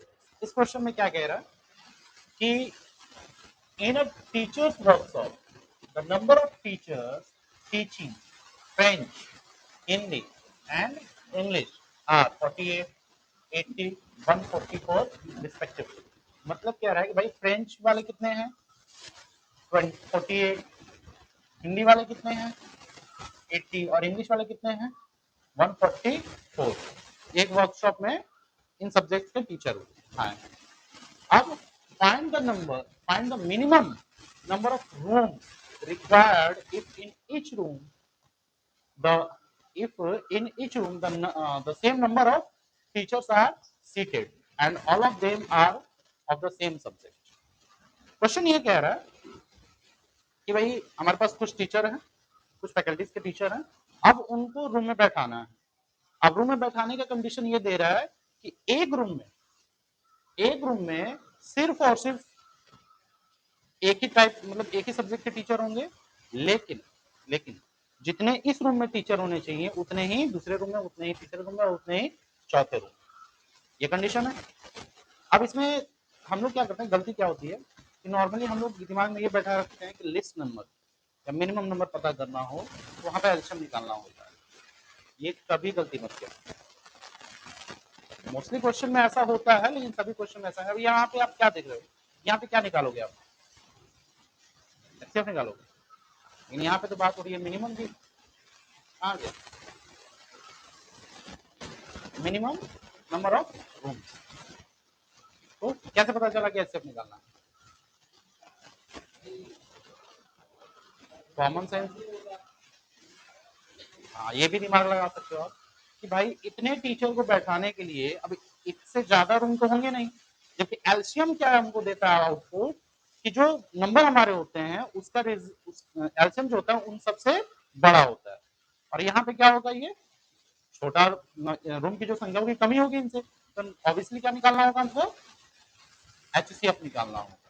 अब एचसीएफ हमको क्या देगा, एचसीएफ हमको देगा कि भाई एक रूम में नंबर ऑफ मैक्सिमम टीचर कितने हो सकते हैं, एक रूम में कितने टीचर हों ताकि उनको हर रूम में रखा जाए तो कोई भी एक्स्ट्रा टीचर न बचे, सब इक्वली हो जाए। तो सबसे पहले हम लोग क्या निकाल लेंगे, इसका एचसीएफ निकाल लेंगे। तो एचसीएफ क्या होगा, पहले इसका प्राइम फैक्टराइज करेंगे 48 का, फिर 80 का और फिर 144 का। तो फटाक से आप लोग भी करते रहिए। अगर 48 का निकालेंगे हम लोग तो 2 से 24, 2 से 12, 2 से 6, 2 से 3, 3 से 1, क्या है मेरे पास 1 2 3 4, 2 to power 4 multiply 3 to power 1, and 80 का करेंगे हम लोग प्राइम फैक्टराइज 2 से 40, 2 से 20, 2 से 10, 2 से 5, 5 से 1, एंड क्या है हमारे पास 2 to the power 4 multiply by 5, and 144, 144 का देख लेते हैं।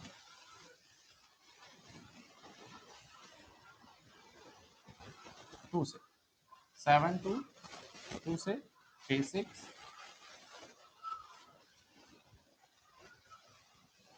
2 से 18, 2 9, 3 3 3 1, क्या है मेरा 2 to the power 4 multiply by 3 to the power. अब एलसीएम क्या होता है, LCM least power of the factors that are commons. तो भैया लिस्ट पावर ऑफ फैक्टर, जैसे 2 को पहले हम देखेंगे तो 2 यहाँ पे 2 का पावर 4 है, यहाँ पे 2 का पावर 4 है, यहाँ पे 2 का पावर 4 है, तो भाई ये तो आपका एचसीएफ जो होगा इसमें 2 का पावर जो है वो क्या लिया जाएगा 4 लिया जाएगा, 2 टू द पावर 4, एंड अब यहाँ पे कॉमन तो 3 सब में है नहीं और 5 भी सब में नहीं, तो आंसर क्या हो जाएगा हमारा 16। यानी ये क्या आ रहा है कि भाई एक रूम में हम लोग को कितने टीचर को बैठाना है 16। तो भैया हमारे पास 48 जो है फ्रेंच के टीचर थे, तो इनको बैठाने के लिए कितना रूम चाहिए हमको? ये कितने रूम में आएंगे? सॉरी, 3। एंड हिंदी वाले 80 हैं, कितने रूम इनको चाहिए? 5। और उसके बाद इंग्लिश 144 है, तो इनके लिए कितना रूम चाहिए? 9। तो total room, total number of room कितना चाहिए? Is equal to 5 3 8 8 9 70। This is answer. कोई दिक्कत समझ में आया बात? आगे चलो, आगे है find the HCF and LCM of 6 72 and 120। फटाक से करके बताइए आप लोग, यूजिंग प्राइम फैक्टराइजेशन मेथड। तो सबसे पहले हम लोग क्या करेंगे, 6 के प्राइम फैक्टर्स लिखेंगे, फिर उसके बाद 72 के प्राइम फैक्टर्स लिखेंगे, और फिर उसके बाद 120 के प्राइम फैक्टर्स लिखेंगे। 6 का क्या हो जाएगा? 2 इंटू 3। 72 का क्या हो जाएगा? निकाल लेंगे हम लोग आराम से, 18 9 3 से 3 3 से 1 2 to the power 3 and 3 to the power 2। 120 का कितना हो जाएगा? 120 का 2 से 60, 2 से 30, 2 से 15, 3 से 5, 5 से 1। यहाँ पे क्या आएगा? 2 to the power 3 and 3 to the power 1 and 5 to the power 1। 2 to the power 3, 5 to the power 1 and 3 to the power 1। क्योंकि हमको पहले एल्शियम निकालना है, एल्शियम निकालना है। तो एल्शियम क्या होता है भैया? एल्शियम ऑफ 6 72 एंड 120 क्या देता है हमको? Highest power factors which are involved in phase। तो भैया इसमें हाईएस्ट फैक्टर कौन सा है? 2 टू द पावर 3 एंड इसमें क्या है? 3 टू द पावर 2 है, यहाँ पे 3 टू द पावर 2 ले लेंगे, और 5 टू द पावर यहाँ पे 1। अगर यहाँ पे नहीं है तो क्या है? 0, और यहाँ पे नहीं है तो क्या है? वो 0। तो कौन सा लेना होगा हमको? 5 टू द पावर 1। जो इन्वॉल्व हो गया है इनमें हम वो देखें भाई, अगर नहीं है तो 5 टू पावर 0 होगा, यहाँ पे भी 5 टू पावर 0, तो कौन लेना होगा हमको? मैक्सिमम पावर वाला। अब इसको सॉल्व कर लेंगे, क्या आएगा? 2 का 3 टाइम मल्टीप्लाई क्या आ जाएगा? 8 आ जाएगा। 8 5 का क्या हो जाएगा? 40 हो जाएगा। और 3 का 2 टाइम मल्टीप्लाई 9 हो जाएगा। तो 40 और 9 का मल्टीप्लाई 360 हो जाएगा। क्लियर? अब आगे एचसीएफ की बात करते हैं हम लोग। HCF 6 72 120 is equal. अब एचसीएफ क्या है? मिनिमम पावर होना चाहिए। तो मिनिमम पावर क्या है यहाँ पे इन दोनों तीनों में? 2। 3 तीनों में निकाल लेंगे, 3 पावर 1। अब 5 का पावर 0 है तो उसकी वैल्यू वैसे ही 1 हो जाएगी। आंसर क्या हो जाएगा? क्लियर? तो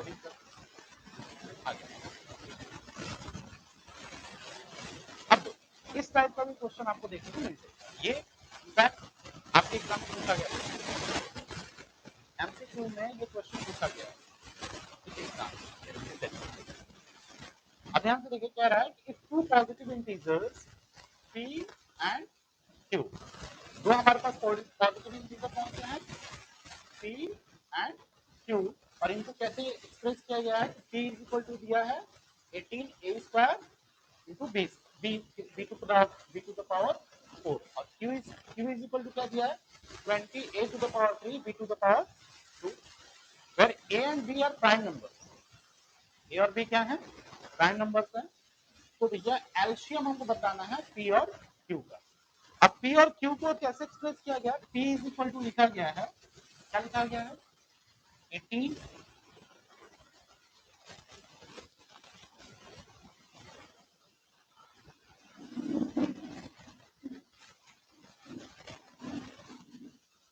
18 a to the power 2 and b to the power 4, and p is equal to क्या लिखा गया है?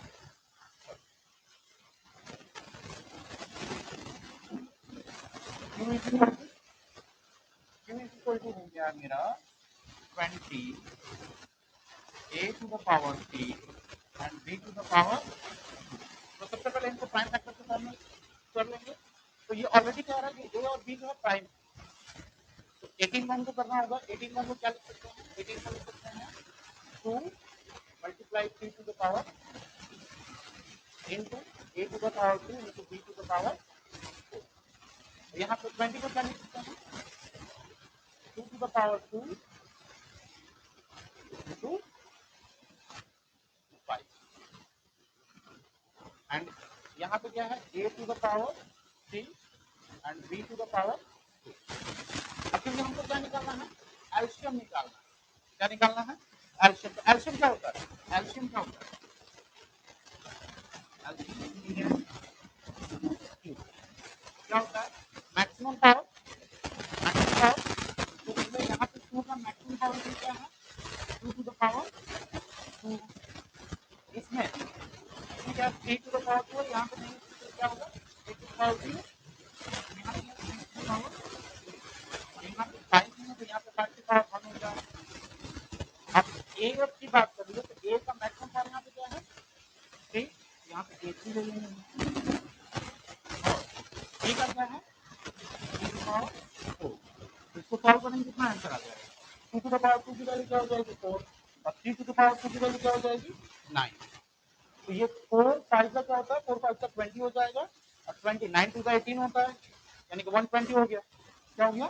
120 एंड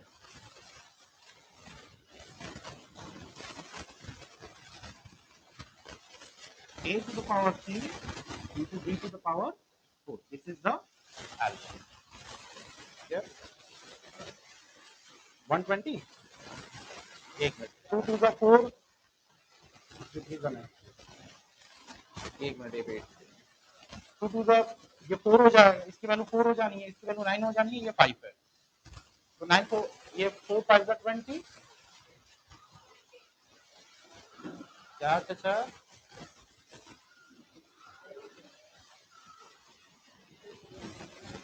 हमें कहे कि इतना मतलब मल्टीप्लाई में कैसे मेरा कैलकुलेशन गलत हो जाए। सबसे शॉर्ट तरीका यूज करता हूँ मैं, जहाँ पे गलती सबसे कम हो सकती है। अच्छा यहाँ पे एक तरीका आप लोगों को बता देता हूँ भाई, जो पुराने बच्चे वो तो जान रहे हैं तरीका। यहाँ पे क्या है कि हमको गलती से बचना है, तो पहले हमको किसी भी नंबर को मल्टीप्लाई करने पर 0 के फॉर्म में लाना है। यहाँ पे 2 टू द पावर 4 है, मैं डायरेक्ट मल्टीप्लाई इसमें कर रहा था ना, कि इसमें कर रहा था। ये कितना हो जाता? 20 हो जाता। अब सीधा 2 से हमको मल्टीप्लाई करना था 9 से, 9 टू द 18 लिख दिया, एक 0 बचा था लिख दूंगा, क्लियर हो जाएगा। इसका मल्टीप्लाई का 9 4 का 36 करता है, 36 में 5 का मल्टीप्लाई दिमाग में जल्दी हो नहीं पाएगा, तो जो जल्दी हो पाएगा वो कर लेंगे, क्लियर है। अब क्वेश्चन हमको करना है एलसीएम निकालने के लिए, लेकिन अगर मैं कहा कि भाई एचसीएफ भी बता दो, तो एचसीएफ क्या होगा जल्दी से बता दो, एचसीएफ क्या होगा? कह रही है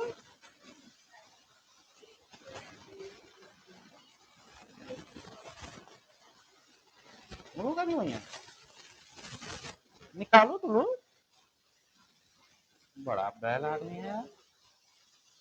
निकल गया बेटा, क्या है एचसीएफ?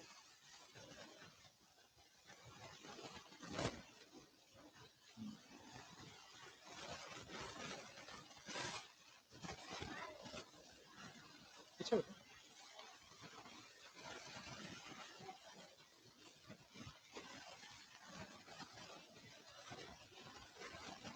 हो गया। तो भैया एचसीएफ में क्या करना होता है, हमको मिनिमम पावर देखना होता है जो सब में। अच्छा एक चीज मैंने कल भी मैं बताया था कि जो चीज हमको नहीं दिख रही, जैसे यहाँ पे 2 भी है 3 भी, यहाँ पे 3 नहीं है, तो भाई नहीं है तो यहाँ पे कुछ नहीं, तो मल्टीप्लाई में 1 होगा। और आप लोग अच्छे से जानते हो कि 1 को हम लोग क्या लिख सकते हैं? 3 टू द पावर 0 लिख सकते हैं। किसी भी नंबर का पावर 0 क्या हो जाता है? 1 हो जाता है। अब 3 आ गया। अब हमको क्या करना होगा? मिनिमम पावर एचसीएफ के लिए, मैक्सिमम पावर एलसीएम के लिए चूज करना है। तो भाई मिनिमम पावर यहाँ पे 2 का सिर्फ 1 ही है, तो यहाँ पे 2 लिख लेंगे। ठीक है, यहाँ पे 0 है, यहाँ पे भी तो भाई 0 है तो सबसे कम वाला लेना, और इसको लेने का मतलब क्या? 1 लें, और 1 लेने का कोई मतलब नहीं। आगे आगे हमारा क्या है? 5 है, तो 5 यहाँ पे है, 5 यहाँ पे 5 का पावर 1 है, यहाँ पे भी 5 का पावर 1 है, लेकिन यहाँ पे 5 है ही नहीं, तो यहाँ पे 5 का पावर क्या है? 0। हमको मिनिमम पावर लेना है तो वो 0 वाला ही लेना पड़ेगा, यानी 1 लेना पड़ेगा, 1 लेने का कोई मतलब नहीं, तो एल्शियम के लिए हमारा जो नंबर है HCF के लिए वो क्या हुआ, 2 हुआ। अब ये जो आपका ए और बी है उसमें देख लेते, तो यहाँ पे ए का पावर क्या है 2, जो कि सबसे मिनिमम, ए के पावर 2 हो जाएगा यहाँ पे, और यहाँ पे देख लिया जाए तो बी के पावर 2 है मिनिमम में, तो यहाँ पे क्या हो जाएगा बी के पावर, तो एक्सेप्ट क्या है हमारा ए, सॉरी 2a² इंटू बी, कोई दिक्कत। अब आ जाइए अगला। अब मैं आपको ये बता दूं कि जैसे हमने दो नंबर, जब हम लोग दो नंबर का एलसीएम और एचसीएफ निकालते हैं उनके बीच में रिलेशन पाया जाता है, तो यहाँ पे वो लिखा गया कि अगर दो इंटीजर हैं, तो दो पॉजिटिव इंटीजर हैं ए और बी, तो भैया इनका एचसीएफ और इनके एल्शियम का जो प्रोडक्ट होगा, इनके एचसीएफ और इनके एल्शियम का जो प्रोडक्ट होगा वो क्या होगा, उन दोनों नंबरों के प्रोडक्ट के इक्वल होगा, ठीक। लेकिन ये सिर्फ और सिर्फ दो ही नंबर के लिए एप्लीकेबल है। क्यों? क्योंकि ये लिख रहा है the product of three numbers is not equal to the product of their LCM and HCL. समझना ना, अब ये वाला स्कूल में बताया, ठीक। तो अब हम इसको जस्टिफाई भी कर लेंगे, कैसे करेंगे, तो पहले हम लोग किसी नंबर, जैसे हम मान लेते हैं कि हमारे पास एक नंबर है 36 और एक नंबर है हमारा 48, तो इसका हम लोग क्या कर लेंगे, एल्शियम और एचसीएफ निकाल लेंगे। इसका हम लोग क्या निकाल लेंगे, एल्शियम और एचसीएफ, ठीक। अब 48 और 36 का एचसीएफ कैसे पता चलेगा, कल मैंने बताया था कि जो बड़ा नंबर है एल्शियम निकालने के लिए, जो बड़ा नंबर है उसका टेबल पढ़ लीजिए और देख लीजिए कि क्या उसके टेबल में जो नंबर आ रहा है वो इसके भी है। तो 48 का टेबल, भाई 48 का टेबल एक बार पढ़ेंगे तो 48 ही आएगा। 48 टू क्या होता है 96 होता है, और 96 आई थिंक कि इसमें आएगा, नहीं आएगा, ठीक। तो अब यहाँ पे थोड़ा सा 48 का टेबल 3 टाइम पढ़ना थोड़ा मुश्किल हो जाएगा, तो हम लोग क्या करेंगे, नॉर्मली इसका प्राइम फैक्टर निकालेंगे और उस तरह से निकालेंगे, लेकिन अगर एक छोटा नंबर होता है तो निकल जाता है। आइए 48 का देख लेते हैं, एल्शियम की बात कर रहा हूँ, 2 से 18, 2 से 9, 3 से 3, 3 से 1, क्या आएगा मेरा 36 का, 36 क्या हो जाएगा 2 to the power 2 into 3 to the power 2, and 48 का देखिए जाए 24, 12, 6, 3, 3, 1, 2 to the power 4, 2 to the power 4 multiply by 3 to the power, clear. अब एल्शियम के लिए हम लोग क्या देखेंगे, एल्शियम के लिए 36 एंड 48 इज इक्वल टू, एल्शियम के लिए मैक्सिमम पावर देखेंगे तो यहाँ पे मैक्सिमम पावर क्या आ रहा है 2 टू द पावर 4 मल्टीप्लाई, यहाँ पे क्या आ रहा है 3 टू द पावर 2, तो 2 टू द पावर 4 की वैल्यू हो जाएगी 16 और 3 टू द पावर 2 की वैल्यू हो जाएगी 9, 16 9 का क्या हो जाएगा 144, कैल्शियम क्या आ गया 144, और एचसीएफ क्या आ जाएगा, एचसीएफ क्या आ जाएगा बेटा, मिनिमम पावर क्या, मिनिमम पावर 2 है, मिनिमम पावर कितना है 2 है 2 का, और टी का क्या है 1, तो क्या हो जाएगा 2 2 का 4 3 का 12, ये हो गया आपका एल्शियम, सॉरी एचसीएफ। अब क्योंकि हमको देख लेना है कि ये इस पे वेरीफाई होता है कि नहीं होता है, तो एल्शियम और एचसीएफ का जो प्रोडक्ट है 144 मल्टीप्लाई बाई 12 वो किसके इक्वल होना चाहिए, दोनों नंबरों के प्रोडक्ट के इक्वल होना चाहिए 36 एंड 48, तो अगर इसको हम कैलकुलेट कर लें 144 मल्टीप्लाई बाई 12, तो 12 4 जा कितना होता है 48 होता है, कैरी 4 हो जाएगा, ये भी 48 और 4 52, और 12 बन गया 12 और 5 17, क्या आया मेरा 1728 इज इक्वल टू, अब ये 36 एंड 48 का कर लेते हैं, 8 6 में क्या हो जाएगा 48, 4 कैरी, 8 3 का 24 और 4 28, 4 6 का 24, 4 3 का 12 और 2 14, क्या आ जाएगा 8 8 2 6 सॉरी 7 1, तो 1 7 2, दोनों एलएचएस और आरएचएस इक्वल हैं, इसका मतलब ये रिलेशन क्या है वेरीफाइड, और ये सिर्फ किसके लिए है सिर्फ अगर ए और बी रहेगा तब, ए बी सी के लिए नहीं, यानी ये सिर्फ 2 नंबरों के लिए एप्लीकेबल है, 3 नंबरों के लिए एप्लीकेबल नहीं। अब इसका यूज क्या कर सकते हैं? अगर आपको क्वेश्चन में दे दे कि भाई ये आपको एल्शियम दे दिया 2 नंबर का, एचसीएफ दे दिया 2 नंबर का, और आपसे कह देगा सिर्फ ये नंबर आपको पता है, ये निकालना है, तो भाई हम यहीं से क्या कर लेंगे, यहाँ से हमको क्या निकाल, हमको सिर्फ 48 नहीं दिया, आपको यहाँ पे एक्स दे दिया, तो हम लोग क्या करेंगे, इसको यहाँ से इधर भेजेंगे और यहाँ से एक्स की वैल्यू निकालेंगे। तो ऐसे कंडीशन में हम लोग इस रिलेशन का यूज कर सकते हैं। क्लियर है? आगे चलते हैं। आगे है, देखिए क्या कह रहा है कि consider the number 4 to power n, where n is a natural number.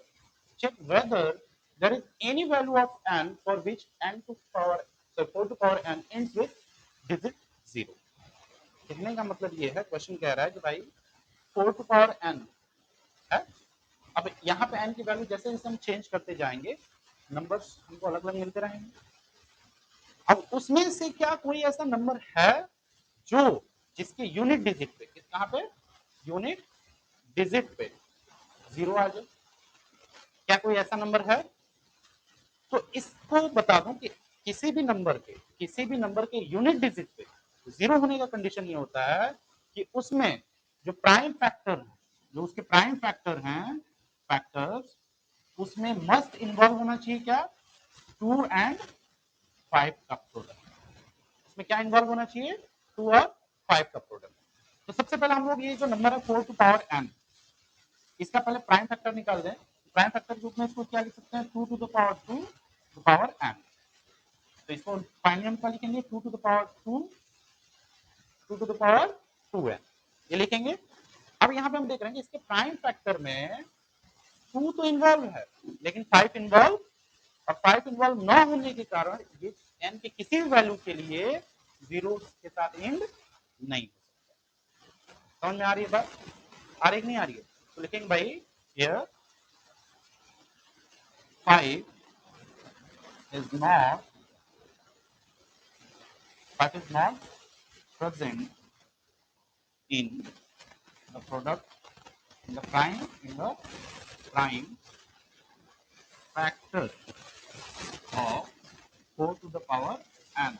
So it is not end with 0. समझ में कोई दिक्कत? आगे चलो। अब यहाँ पे एक नंबर है, क्या रहा है, show that the number is a composite number.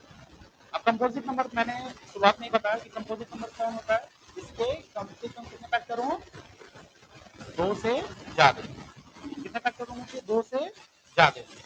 तब 2 से ज्यादा फैक्टर इसमें कैसे पता चलेगा, या तो ये आप इसको पूरी तरह सॉल्व करके सिंगल नंबर में लेके आओ, नहीं तो ऐसे पता करने का क्या प्रोसेस है कि आप देखो ध्यान से, ये 2 टर्म में बटा हुआ है, इसमें बटा हुआ है।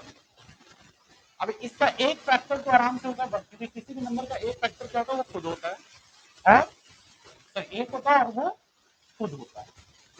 वो कौन होता है, खुद होता है।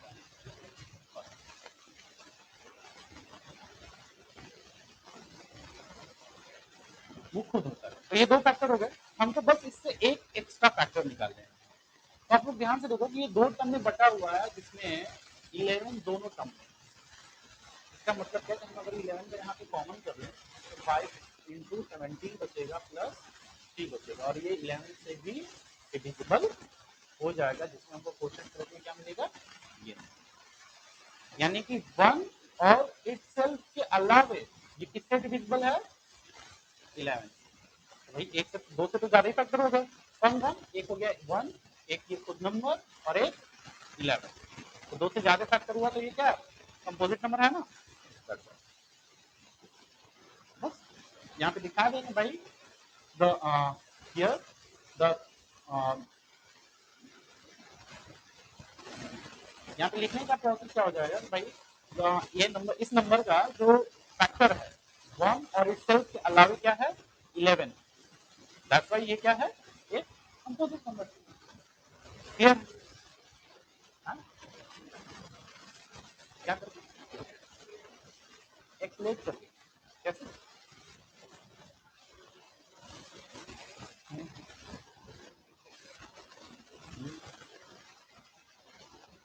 11 को वो खुद ही प्राइम।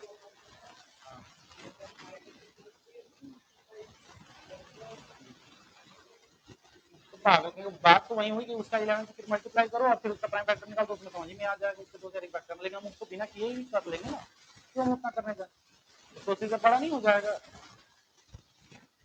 आगे, अब आगे जो है वो है इरेशनैलिटी। इरेशनैलिटी का मतलब इरेशनल को ही हमको इरेशनल प्रूफ करना होता है, और इसमें क्या होता है कि एक लंबे प्रोसेस से हमको गुजरना होता है, जिसमें हम लोग जो मांगते हैं उसी को हमको क्या करना पड़ता है, रॉन्ग प्रूफ करना पड़ता है। तो हम लोग यहाँ पे क्या करेंगे, जैसे हमको दिया है कि रूट टी को क्या करना हो, हमको इरेशनल प्रूफ करना हो। क्या प्रूफ करना हो, इरेशनल। तो उसको कैसे करेंगे, तो सबसे पहले हम लोग क्या करेंगे कि इसको लेट कर लेंगे कि लेट रूट टी, क्या डेफिनेशन, अब डेफिनेशन कहता है कि ये खुद ही एक इरेशनल नंबर है। डेफिनेशन सही ना, हम इसको पहचानने की इरेशनल नंबर है, लेकिन हमको वो भी प्रूफ करना है। इसको प्रूफ करने का दो प्रोसीजर है, या तो आप इसका डेसिमल फॉर्म निकाल लो और डेसिमल फॉर्म को लिख के बताओ कि भाई इसका डेसिमल फॉर्म जो है नॉन टर्मिनेटिंग नॉन रिकरिंग या नॉन रिपीटिंग, तो वहां पे फिर लिखोगे भाई दैट्स व्हाई ये एक इरेशनल नंबर है, लेकिन वो आपके सिलेबस में नहीं। वो किसके सिलेबस में, वो आईसीएसई बोर्ड वाले के सिलेबस में, वहां पे वो दोनों इन्वॉल्व किया है। मतलब वो डिवीजन मेथड से अगर हम इसका डेसिमल फॉर्म निकाल लें और फिर ये जो अभी मैं बताने जा रहा हूँ, नहीं नाइन्थ में तो सिलेबस में है ही नहीं कि इरेशनल प्रूफ कर, वो है नहीं ना, मैं दे दिया हूँ अलग बात। नाइन्थ क्लास के मतलब सिलेबस में ये नहीं है कि भाई आप किसी भी इरेशनल को इरेशनल पूछिए, वहां पे बस ये था कि इसको आप नंबर लाइन पे कैसे रिप्रेजेंट करें। तो सबसे पहले इसको क्या करेंगे, हम लोग लेट कर लेंगे, let root t is a rational number of form of p upon q, a form of p upon q where p and q are integers of smallest तो स्मॉलेस्ट टाइम कहने का मतलब क्या है, p और q जो है को प्राइम, मतलब कि अगर ये फ्रैक्शन लिखे गए हैं तो को प्राइम का मतलब क्या है कि इनमें कॉमन फैक्टर जो हाईएस्ट कॉमन फैक्टर 1 चला गया और कुछ नहीं, ये स्मॉलेस्ट लिखने का मतलब। यहाँ पे देखिए स्टेटमेंट आप क्या लिख रहे हैं उसी पे डिपेंड करेगा कि आपका जो क्वेश्चन है जो आप प्रूफ कर रहे हो वो सही है कि नहीं। यहाँ पे स्मॉलेस्ट आप लिखिए या फिर ये लिखिए पी एंड क्यू आर को प्राइम, ये आप लिखिए, ठीक। तो हमने ये कर लिया, तो भैया रूट टी जो है, रूट टी वो पी अपॉन क्यू के फॉर्म का बराबर होगा, तो पी अपॉन क्यू के फॉर्म का है। अब यहाँ पे क्या करेंगे हम लोग, दोनों तरफ क्या कर लेंगे, स्क्वायर कर लेंगे, लेकिन ये squaring on both side, squaring on both side. तो क्या आएगा, अगर रूट थ्री का हम लोग क्या कर लें, स्क्वायर कर लें, और थ्री अपॉन टू का हम लोग क्या कर लें, स्क्वायर कर लें, तो रिजल्ट क्या आएगा हमारा, p is equal to p square upon में टू स्क्वायर, क्या आएगा, पी स्क्वायर अपॉन में टू स्क्वायर। तो हमको क्या निकल के आएगा, अगर हम कहें कि भाई q square is equal to, बताओ क्यू स्क्वायर इक्वल, ये क्यू स्क्वायर डिवाइड में उधर जाएगा तो मल्टीप्लाई में, और फिर ये थ्री इधर आएगा तो डिवाइड में, तो क्या बचेगा, इधर तो पहले तीन था अपॉन में। तो ध्यान से देखिए, अगर मैं कहूँ कि भाई six upon two is equal to three, तो ये क्या बता रहा है, ये बता रहा है कि अगर टू जो है, सॉरी सिक्स, टू से क्या है डिविजिबल है और रिजल्ट क्या है मेरा, तो इसी सेम स्टेटमेंट को हम अगर इससे मैच कराएं तो ये क्या दे रहा है कि पी स्क्वायर जो है थ्री से डिविजिबल है और रिजल्ट क्या आ रहा है, क्यू स्क्वायर। अब ध्यान से देखिए कि पी स्क्वायर, पी का क्या है, एक परफेक्ट स्क्वायर है, और रिजल्ट क्या आ रहा है, क्यू स्क्वायर। तो थोड़ा सा ये भी चेक कर लेते हैं कि अगर मान लीजिए कि हम कोई परफेक्ट स्क्वायर लेते हैं, जैसे मान लेते हैं 64, और वो किसी नंबर से क्या है डिविजिबल है, तो आंसर क्या आ रहा है 32। तो ये किस नंबर का है, 8 का है। तो क्या 8 जो है 2 से अगेन डिविजिबल होगा, होगा, होगा ना। तो हम ये स्टेटमेंट यहाँ पे भी यूज कर लेंगे कि भाई here p equal if p square is divisible by t, it is divisible by कितने टाइम में, q square time, then p will be also divisible by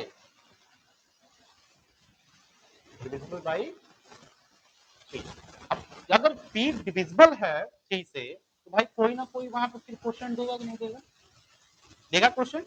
तो वो क्या क्वेश्चन देगा उसी को हम लेट कर लेंगे भाई। तो p इज इक्वल टू क्या है, t m1, और यहाँ पे m1 क्या है, कोई पॉजिटिव इंटीजर। m1 क्या है, पॉजिटिव इंटीजर। ये क्या है, एक m1 कोई पॉजिटिव इंटीजर है।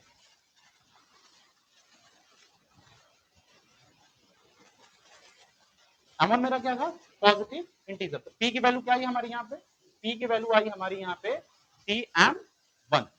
तो अब यहाँ पे p की जो वैल्यू है इस वाले इक्वेशन में हम लोग क्या कर लेंगे, पुट कर लेंगे। तो भाई लिखेंगे पुटिंग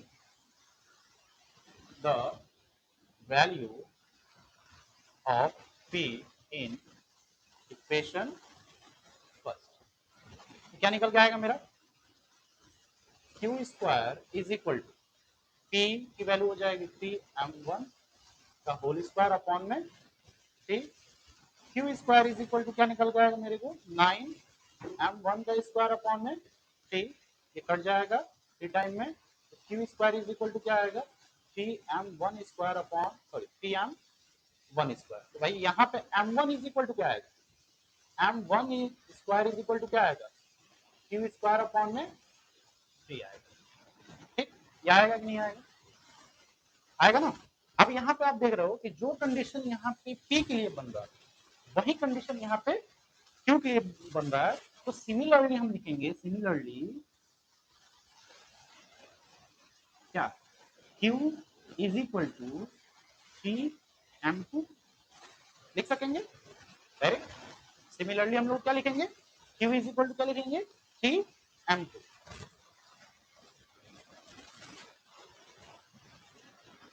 अब जब q इज इक्वल टू हम क्या लिखे, 3m2 लिखे, तो ये क्या बता रहा है यहाँ पे हमारा p और q क्या था, को प्राइम, जिसके मैक्सिमम जो फैक्टर थे वो क्या थे, कॉमन फैक्टर 1 थे। लेकिन यहाँ पे देखेंगे p और q में जो t है वो कॉमन आ रहा है। यहाँ पे m2 क्या है, क्या है, पॉजिटिव इंटीजर है कोई, और t जो है दोनों में कॉमन दिख रहा है। तो जो हमने पहले मान रखा था कि p और q जो है अपने स्मॉलेस्ट फॉर्म जो रूट थ्री के इक्वल था, वो तो गलत हो रहा है। यहाँ लिखेंगे क्या हम लोग, ये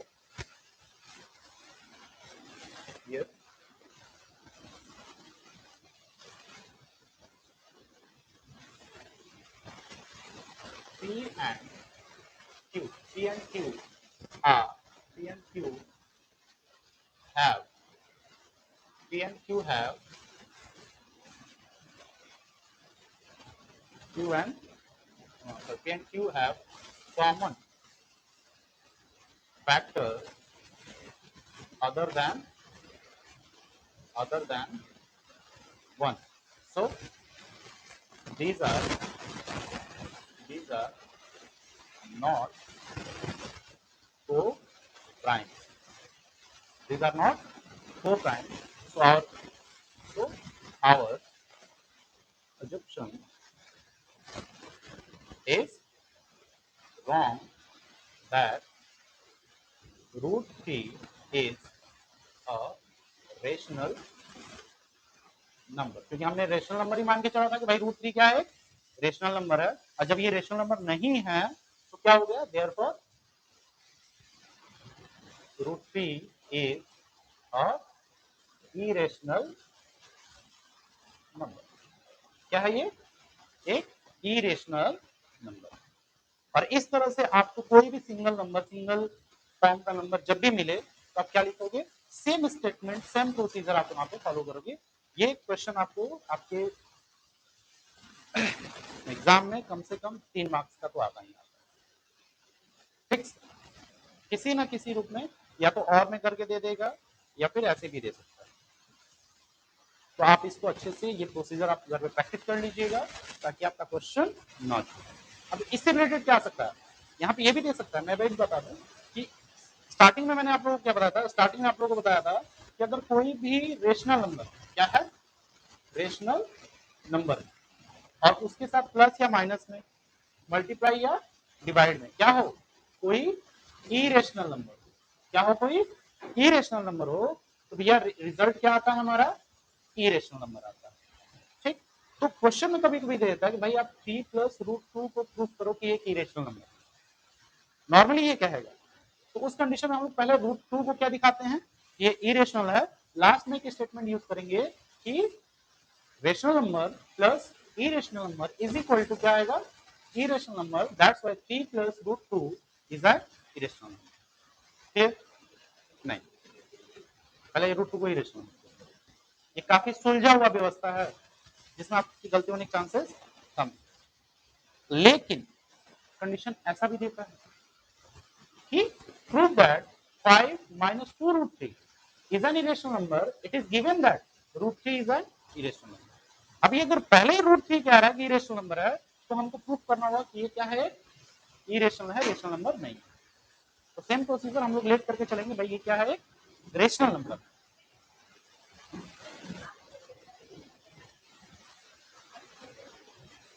क्या कहते हैं, ये खुद ही कह रहा है कि ये एक इरेशनल नंबर है और हमको यही बात प्रूफ करनी है कि ये एक रेशनल नंबर। नॉर्मली हमको ऐसे ही पता है कि अगर किसी भी इरेशनल नंबर के साथ कोई रेशनल नंबर प्लस या माइनस किसी भी फॉर्म किसी भी रिलेशन में जुड़ा हो तो इरेशनल ही देता है।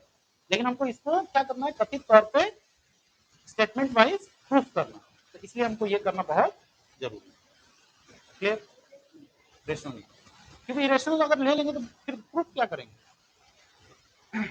तो यहाँ पे लेट कर लेंगे भाई, let 5 minus 2 root 3 is an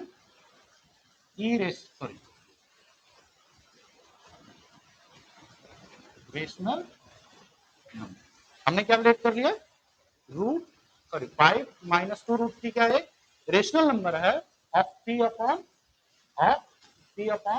Q form. किस फॉर्म का है, पी अपॉन क्यू फॉर्म का, जहां पे पी और क्यू क्या है, कोप्राइड्स, कोई नहीं तो यूज नहीं करना पड़ेगा। अब हम लोग क्या करेंगे, 5 माइनस 2 रूट 3 को इक्वल करेंगे किसके, पी अपॉन क्यू के, और दोनों तरफ स्क्वायर कर देंगे। तो स्क्वायरिंग ऑन बोथ साइड, जब स्क्वायर करेंगे तो क्या आएगा, 5 माइनस 2 रूट 3 का whole square is equal to p upon q का होल स्क्वायर। रिजल्ट क्या निकल के आया, ये a माइनस बी का होल स्क्वायर दिख रहा है आपको, फॉर्मूले पे तोड़ेंगे आप लोग तो ये क्या हो जाएगा, a का स्क्वायर यानी 25, b का स्क्वायर यानी कि 4 3 12 minus 5 2 10 2 20 root 3, clear, is equal to क्या आएगा, पी स्क्वायर अपॉन में क्यू स्क्वायर। क्वेश्चन में हमको क्या रहा था कि रूट 3 जो है क्या है, एक इरेशनल नंबर है, लेकिन अगर हम इसको रेशनल नंबर के बराबर कर दें तो ये मेरा माना हुआ जो स्टेटमेंट है ये रॉन्ग प्रूफ हो जाएगा। हम लोग क्या करेंगे, इसको वही काम करेंगे जो मैंने अभी कहा। तो हम इन सभी चीजों को इधर क्या करेंगे, भेजने का प्रयास करेंगे। तो पहले से इधर क्या है, इधर हमारे पास बचेगा क्या, 20, ये प्लस करेंगे क्या आ जाएगा, 37 आ जाएगा, minus 20 root 3 is equal to p square upon में क्यू स्क्वायर। इसको हम इधर भेज देते हैं और इसको हम लोग इधर भेज देते हैं। तो 37 माइनस पी स्क्वायर अपॉन में क्या आएगा, Q square is equal to 20 root 3, clear. अब इसको सॉल्व करेंगे तो 37 Q square minus P square upon में Q square is equal to क्या हो जाएगा, 20 रूट 3 हो जाएगा। अब यहां से हम 20 इधर मल्टीप्लाई में उधर जाएगा तो डिवाइड में हो जाएगा। तो 37 Q square minus P square upon 20 q square is equal to क्या आया, √3। ये आप लोग अच्छे से देख रहे, ये पी अपॉन क्यू के फॉर्म का है, जो कि एक रेशनल नंबर है। लेकिन √3 इसका मतलब रेशनल नंबर होना चाहिए, लेकिन √3 तो रेशनल नंबर है नहीं, ये क्या कह रहा है, इरेशनल नंबर कह रहा है। इसका मतलब हमारा पहले माना गया कि 5 - 2√3 क्या है, रेशनल नंबर है, वो क्या है, गलत है। वो हमारा अजम्पशन क्या है, गलत है। हम लोग यहाँ पे स्टेटमेंट डालेंगे, क्या डालेंगे चाचा, कि here 337 Q square minus P square upon 20 q square is in form of rational number which is equal to √3, and √3 is an irrational number. So our assumption is wrong, that 5 - 2√3 is a rational number. This is an irrational number. That's all. कोई दिक्कत, ये पूरा का पूरा process आपको use करना पड़ेगा। क्या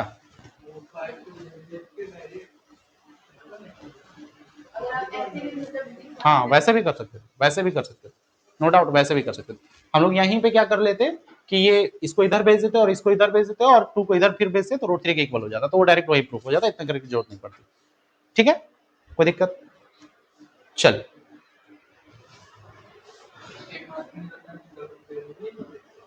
नहीं, आप ऐसे भी कर सकते थे, कोई दिक्कत नहीं।